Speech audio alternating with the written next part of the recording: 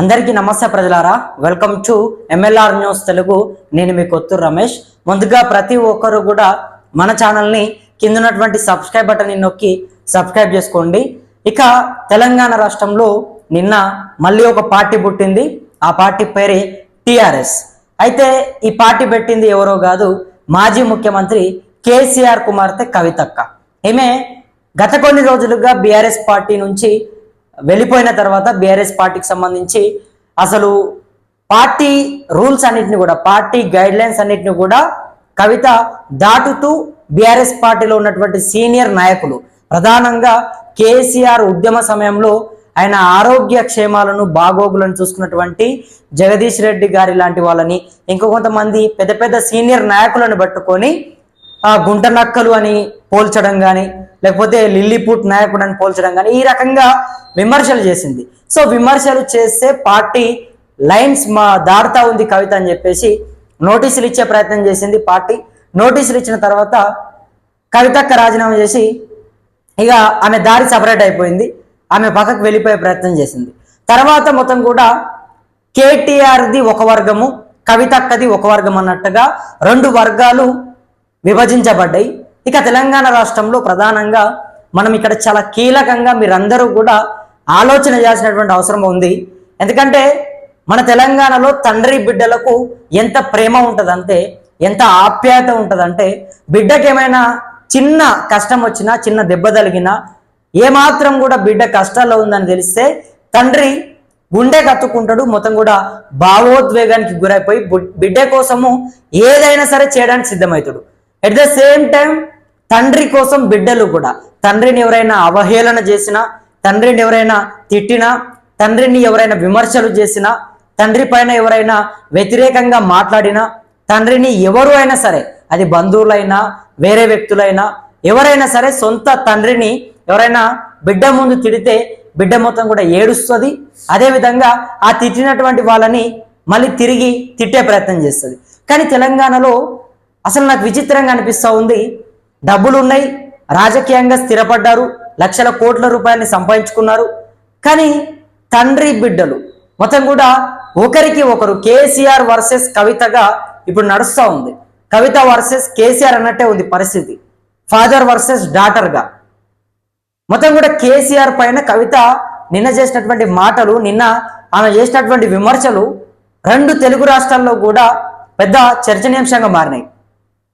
అయితే తెలంగాణ రాష్ట్ర సేనగా టిఆర్ఎస్ పార్టీని ఆమె ఆవిర్భవించే ప్రయత్నం చేసింది. కవితక్క తెలంగాణ రాష్ట్ర సేన పార్టీని పెట్టిన తర్వాత ఎన్ని విమర్శలు అంటే చాలా విమర్శలు వచ్చినాయి. దాంట్లో మొదటి విమర్శ, బీఆర్ఎస్ పార్టీ అధికారికంగా ఒక పోస్ట్ పెట్టింది. ఏదైతే టిఆర్ఎస్ పార్టీ అంటే తెలంగాణ రాష్ట్ర సేనగా కవితక్క పార్టీ పెట్టిన తర్వాత మరుక్షణమే బీఆర్ఎస్ పార్టీ భారతీయ రాష్ట్ర సమితి కింద ఒక కౌంటర్ ఇచ్చే ప్రయత్నం చేసింది. ఏమని పెట్టిందంటే, ఒరిజినల్కి డూప్లికేట్కి చాలా తేడా ఉంటుంది, ఒరిజినల్ డూప్లికేట్ అంటూ కూడా బీఆర్ఎస్ పార్టీ కౌంటర్ ఇచ్చే ప్రయత్నం చేసింది. అందులో కూల్గేట్ అని చెప్పేసి రెండు ఫోటోలు, అదేవిధంగా బిస్లరీ వాటర్ బాటిల్ అవి రెండు ఫోటోలు పెట్టి ఒరిజినల్ వాల్యూ ఎప్పటికీ ఒరిజినల్కే ఉంటుంది, డూప్లికేట్కి అంత వాల్యూ ఉండదు అన్నట్టుగా బీఆర్ఎస్ పార్టీ అయితే కౌంటర్ ఇచ్చింది. తర్వాత కవితక్క పెట్టినటువంటి తెలంగాణ రాష్ట్ర సేన పార్టీకి కొంతమంది ఏదైతే పక్క రాష్ట్రంలో ఉన్నటువంటి ఆంధ్రప్రదేశ్లో ఉన్నటువంటి సీనియర్ జర్నలిస్టులు కావచ్చు, రాజకీయ నాయకులు కావచ్చు, విమర్శలు చేస్తూ ఉన్నారు. ఏమని? మొత్తం కూడా కల్వకుంట్ల కవిత వైఎస్ షర్మిలని ఫాలో అవుతూ ఉన్నది, వైఎస్ షర్మిల దారిలో వెళ్తూ ఉన్నది, వైఎస్ షర్మిల అడుగులో అడుగేసుకుంటూ నడిచే ప్రయత్నం చేస్తుంది. ఆనాడు షర్మిల ఏ రకంగా అయితే చీర కట్టుకొని కొత్త పార్టీ పెట్టి మొత్తం కూడా సొంత అన్న పైన విమర్శలు చేసి బయటకు వచ్చేసి ఎట్లా చేసిందో, ఇప్పుడు సేమ్ కవిత కూడా అదే మాదిరిగా కేటీఆర్ పైన విమర్శలు చేసుకుంటూ, అదేవిధంగా సొంత తండ్రిని తిడుతూ, సొంత తండ్రి పైన విమర్శలు చేస్తూ కొత్త పార్టీ పెట్టింది అని చెప్పేసి చాలా మంది కూడా విమర్శలు చేస్తూ ఉన్నారు. అయితే ఇక్కడ తెలంగాణ రాష్ట్ర సేన, ఈ పార్టీలో గతంలో తెలంగాణ రాష్ట్ర సమితి ఉంది. సో ఇది మొత్తం కూడా ప్రజలకు అతుక్కుపోయింది. టిఆర్ఎస్ అంటే మొత్తం కూడా చాలా మందికి కూడా కేసీఆర్ అన్నాడు మనది తెలంగాణ రాష్ట్ర సాధన కోసం మనం ఈ పార్టీ పెట్టుకున్నామని చెప్పేసి చాలా మందికి కూడా గుండె లోపల ఆ పేరుని చాలా బలంగా కేసీఆర్ లోతుకు తీసుకెళ్లే ప్రయత్నం చేసిండు. సో టిఆర్ఎస్ కు చాలా పేరు వచ్చింది. టీఆర్ఎస్ మొత్తం కూడా పెద్ద ఎత్తున ప్రజలందరూ కూడా దాన్ని స్వాగతించారు. తర్వాత టీఆర్ఎస్ ని కాస్త బీఆర్ఎస్ గా మార్చిన తర్వాత అప్పట్లో కొంత ప్రజలకు కూడా వ్యతిరేకత వచ్చింది. ప్రజలు కూడా కొంత అసంతృప్తిగా బీఆర్ఎస్ పార్టీకి మారే ప్రయత్నం చేశారు.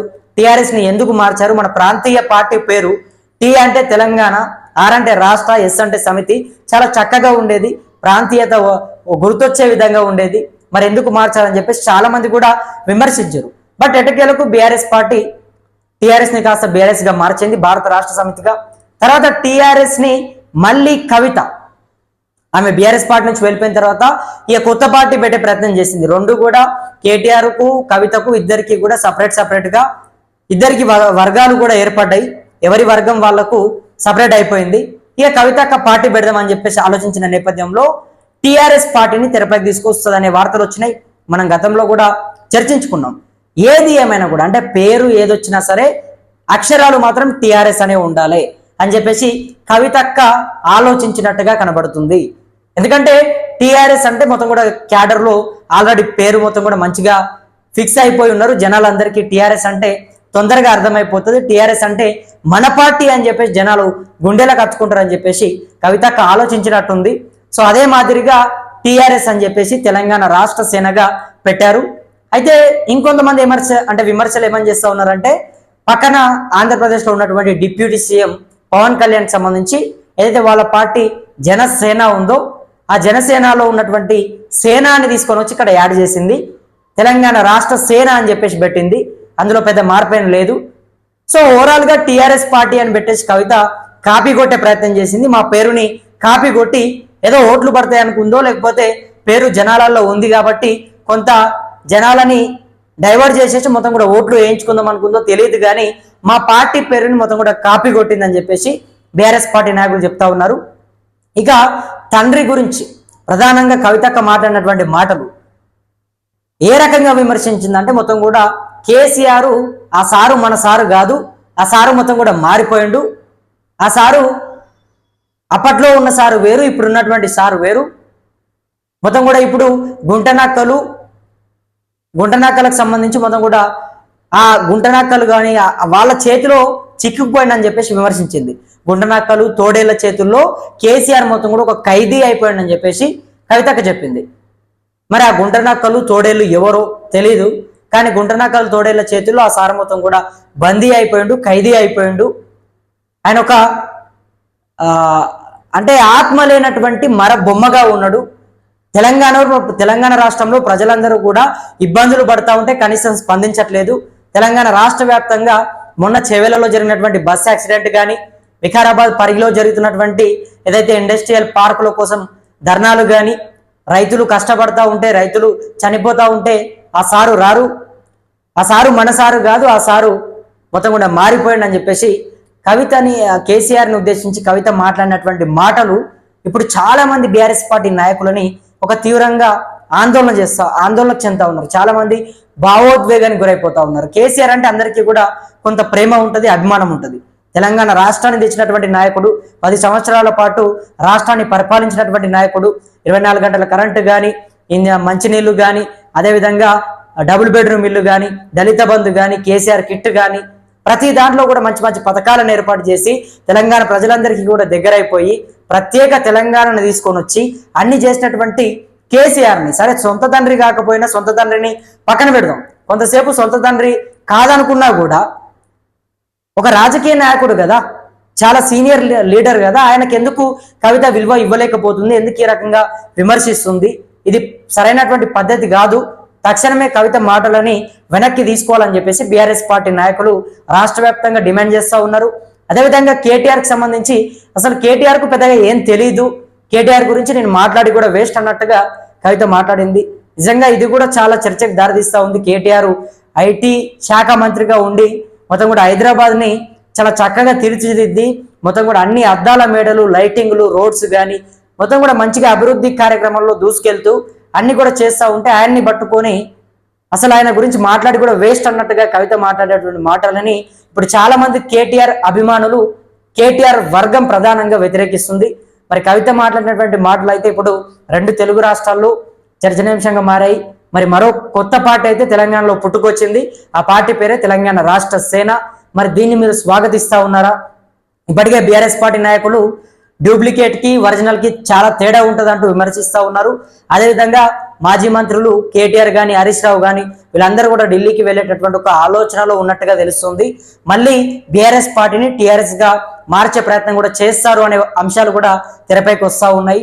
ఎందుకంటే బీఆర్ఎస్ పార్టీ మార్చిన తర్వాత, పేరుని మార్చిన తర్వాత ప్రజలంతా కూడా పార్టీ పైన అసంతృప్తిగా ఉన్నారు కాబట్టి మళ్ళీ బీఆర్ఎస్ ని కాస్త టీఆర్ఎస్ గా చేస్తామని చెప్పి వాళ్ళు మాట్లాడుతూ ఉన్నారు. మరి ఈ నేపథ్యంలో కవిత ఒక్కసారిగా తెలంగాణ రాష్ట్ర సేన అని చెప్పేసి ఆల్రెడీ పార్టీ పెట్టేసింది.